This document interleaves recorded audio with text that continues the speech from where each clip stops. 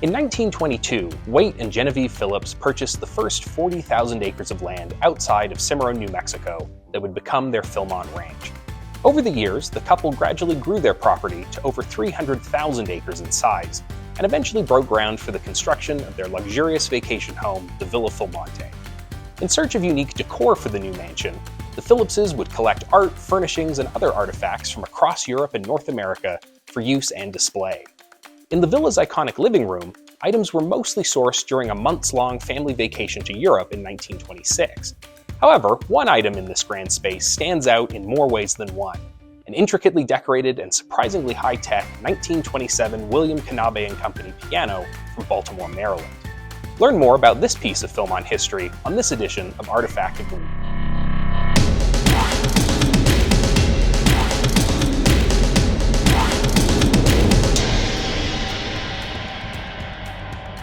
Valentin Wilhelm Ludwig Knabe was born in Kreuzberg, Germany in 1803. Growing up, he learned the art of cabinet and piano making through apprenticeships before immigrating to the United States in 1831. Settling in Baltimore, Knabe began working under Henry Hartage, a well-known piano maker, and later founded his own business buying, selling, and repairing used pianos out of his home in 1835. Knabe would eventually partner with William Henry Gale to form the Knabe & Gale Piano Company in 1839.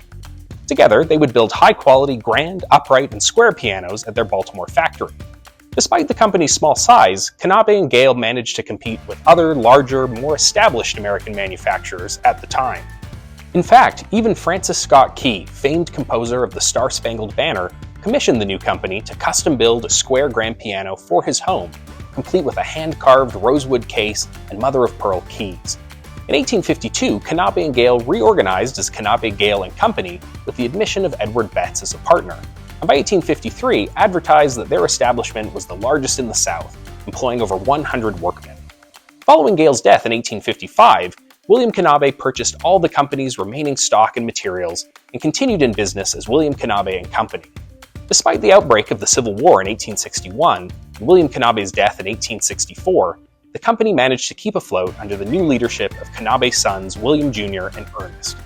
By 1866, the company employed about 230 workmen and manufactured about 1,000 pianos a year. At this point, their sales ranked third in the United States after only Steinway & Sons of New York and Chickering & Sons of Boston. By 1870, their output was estimated to be about 40 pianos a week, priced between $600 and $2,000. With their continued success came growing interest. In 1882, they delivered a rosewood concert grand piano to the White House for President Chester A. Arthur, and in 1891 sponsored Tchaikovsky's appearance as guest conductor for the Carnegie Hall's grand opening performance. The concert, by the New York Music Society's orchestra, of course featured a Knabe grand piano. After William Jr. died in 1889, followed by Ernest in 1894, the brothers were succeeded in leadership by Ernest's sons, Ernest Jr. and William III, both of whom had trained at the company. By 1906, the Knabe factory occupied 7 buildings served by 765 employees. However, Ernest and William ultimately resigned their positions in 1909 following William Knabe & Company's merger with Chickering & Sons and the Foster Armstrong Company to form the American Piano Company, or AMPCO. They later founded Knabe Brothers Pianos in Ohio in 1911, quote, free from the yoke of a commercialism that figured out pianos by square inches of wood, decimal points, and the allotment of wires. AMPCO filed suit over the use of the name, but the resulting injunction only prevented Knabe Brothers from using their original nameboard label and required the brothers to indicate that this was a new company. Knabe Brothers went into receivership in 1916 on account of an unpaid loan, and the brothers declared bankruptcy by the end of the year. Ernest died in 1927 and William in 1939. Through the years, the William Knabe & Company brand has been adopted by the American Piano Company, the Aylin American Corporation, and Mason Hamlin. Despite the changes, the brand continued to be recognized for its quality sound and craftsmanship. In 1926, Knabe was even chosen to be the official piano of the New York Metropolitan Opera. Today, Knabe is the premium piano brand for Samick Music Corporation.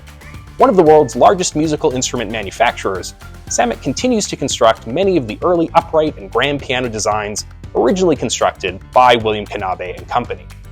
Waite and Genevieve Phillips were no doubt influenced by Knabe's stellar reputation when looking for pianos for their new home. In fact, the grand piano on display at the Villa Philmonté is one of a pair built for the Phillips family by AMPCO in 1927 and custom painted to fit their respective locations. While our piano features intricate hand-painted designs and carvings that are meant to replicate the decorative vigas or beams on the living room ceiling, the sister piano housed at the Villa Philmonté is painted seafoam green to match the walls of that mansion's music room. Regardless of if they were home in Oklahoma or vacationing in New Mexico, the Phillipses were always sure to have the iconic look and sound of a Knabe piano nearby. Today, the Villa Philmonté's piano does still work and is serviced annually in May by Cantrell's Piano Clinic. Norman Cantrell actually travels to Philmont all the way from Oklahoma City, Oklahoma to perform tuning and maintenance. In fact, if you come to the Villa on a tour and know how to play, we always love to invite guests to show off their skills and give a brief concert for their fellow visitors.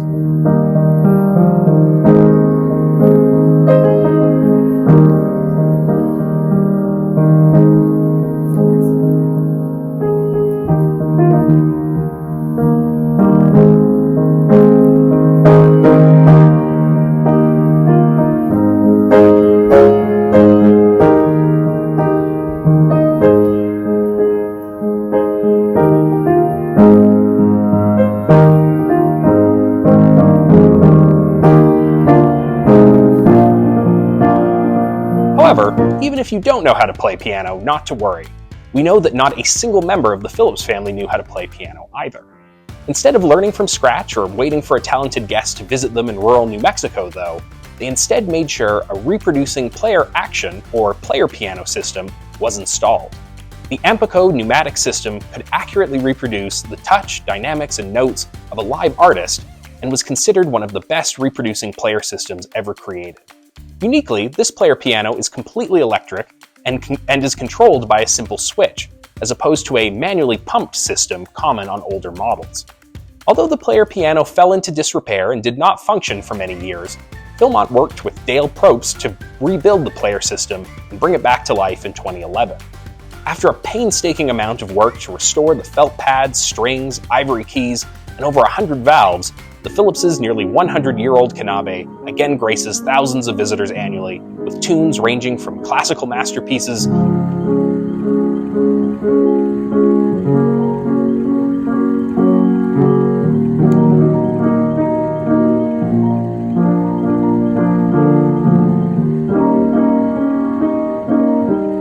to country hits like Home on the Range.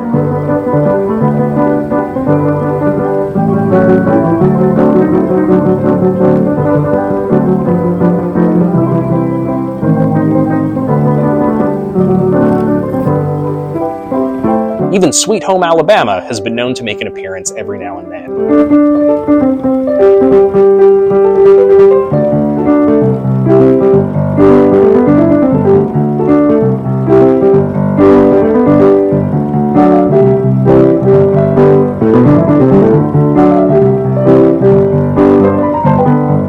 You never know what might be playing on your next tour. That's all the time we have this week. Join us next time as we continue to learn more about the history of Scouting America through the collections of the National Scouting Museum and Artifactory.